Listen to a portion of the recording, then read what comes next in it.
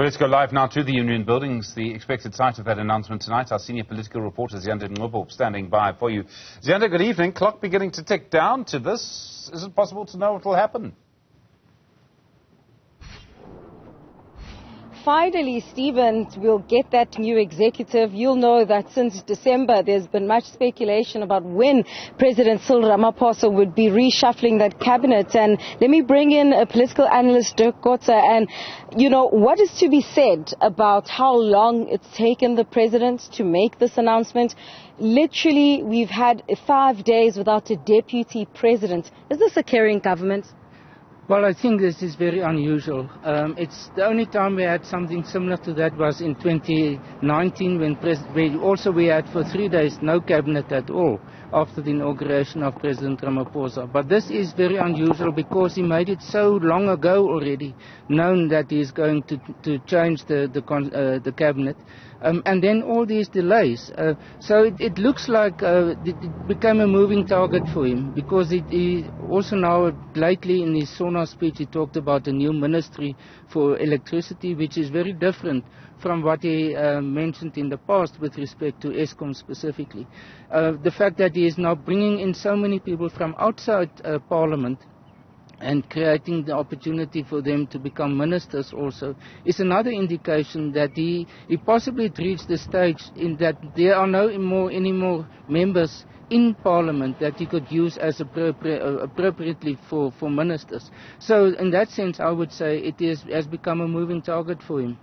And you touching on a point that I wanted to get to, which is the fact that we saw today that Ibrahim Patel has now been sworn in as an MP, which then gives room for the president to hire people from outside of, outside of the executive. So what does this tell us about the options available to him? I mean, if he's taken so long, South Africans don't seemingly believe it's because he'll come up with anything spectacular, but also the scope for this Minister of Electricity. Do you think he'll outline that today?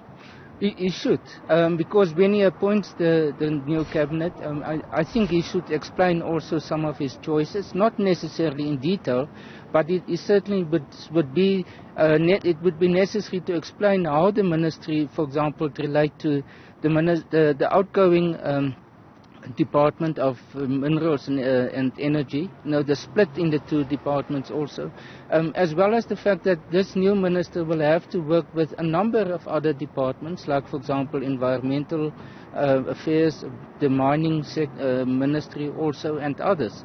So it's a new ball game that he's actually introducing now, and he has for us to explain exactly how this is going to work.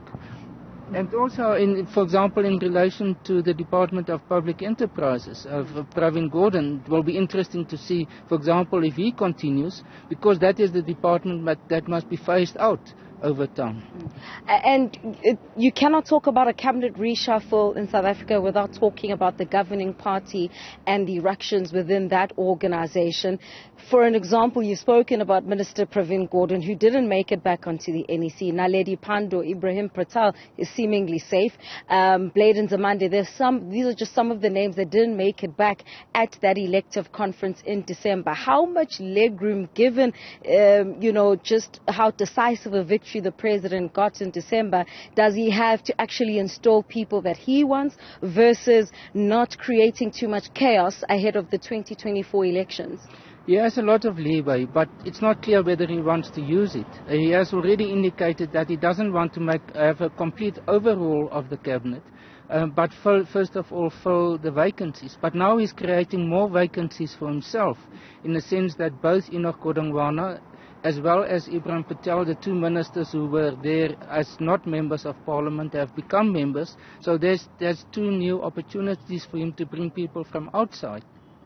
We don't know yet who they are going to be, but obviously they don't have to be sworn in as members of Parliament before the time. So it will be a surprise tonight to hear who are those persons who will come completely from outside Parliament, maybe even from outside the ANC. As possibilities, because that has happened in the past. Deputy President Paul Mashatile is what we're all expecting to hear this evening. But it's well reported that their relationship doesn't seem to be as smooth as you'd want between a president and a deputy president. How do you see that playing out? It's most likely that he will be appointed, but there's absolutely no guarantee that he will be appointed. So it's not playing with words that I'm trying to do, but because there's 3 examples, including President Ramaphosa himself, who in 2012 were elected as the ANC deputy president, but had to wait for 18 months before he became the national deputy president. So it's not unusual that that happens.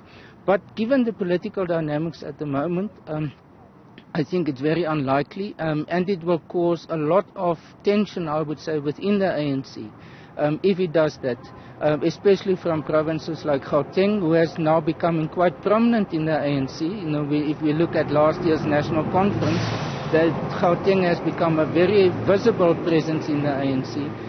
And if their main person, Paul Mashatile, is sort of snubbed in this situation, I don't think that will be acceptable.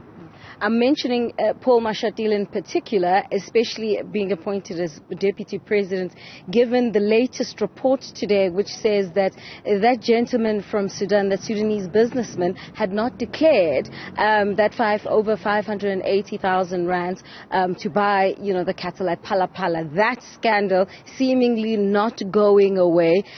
Are you anticipating maybe before the end of the year that we'll have President Paul Mashatile perhaps?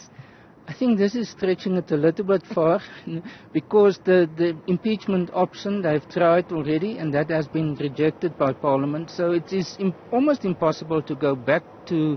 But, for example, if President Ramaphosa is charged in court, then he will have to step aside, which is a different dynamic, and that can ultimately create the opportunity for Paul Mashatile to become acting president or even permanent president. But politics in South Africa have become highly unpredictable. Absolutely. Let's talk then about the people the president needs to elect or to install in this cabinet. Some have said that it will just be a few tweaks and not an entire overhaul. But even if it's not an entire overhaul, what message would that send to South Africans? And what tone does the president need to set this evening? Because this cabinet is also going to be watched closely ahead of that important election next year.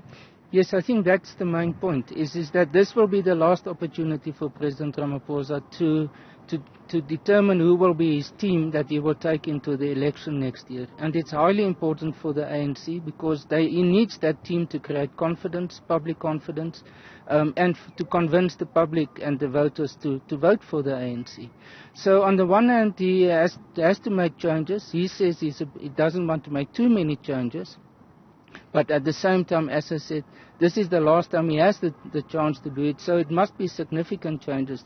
I think that is why he has created almost 6 opportunities or options for himself to bring people from outside Parliament into the cabinet. And I think that is going to be the significant part of this cabinet reshuffle, is how many new incomers there will be into the new cabinet.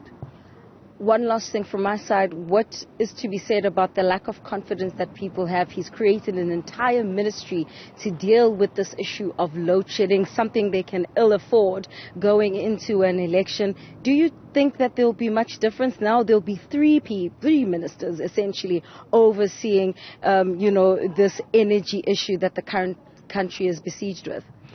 Yeah, I think this is going to be the challenge for them, is how to coordinate it within government, because you create now another sort of center of power in the Ministry of Electricity, together with the minerals as well as the public enterprises. So it will become a major challenge for them. But I think he will have to establish what is the hierarchy, who's the most important one, who's the main and final decision maker on that. We don't know yet how he's going to do it, but that is required. Otherwise, it's going to create more confusion in government with respect to that. But one other point which I think we need to raise is local government. Very little is said about local government. Very little is talked about. One of the key problems, also for next year's election, And no one is talking about how to fix, how to improve the quality of local government, which obviously refers to Kokta at the national level. And I would like to see that because in his speech, his SONA speech, as well as sort of preempting or announcing the cabinet reshuffling, it doesn't refer to that. All right, Professor Dirk Kotze, he's a political analyst, and speaking then ahead of that all-important announcement, Stephen Krotis, later on this evening, 7 o'clock then, we'll know what the new executive will look like. Will it just be a filling of vacancies, an entire reconfiguration? We're yet to see, but definitely a trust deficit between this government and the citizenry of this country. It's something that cannot be denied at this point. Stephen.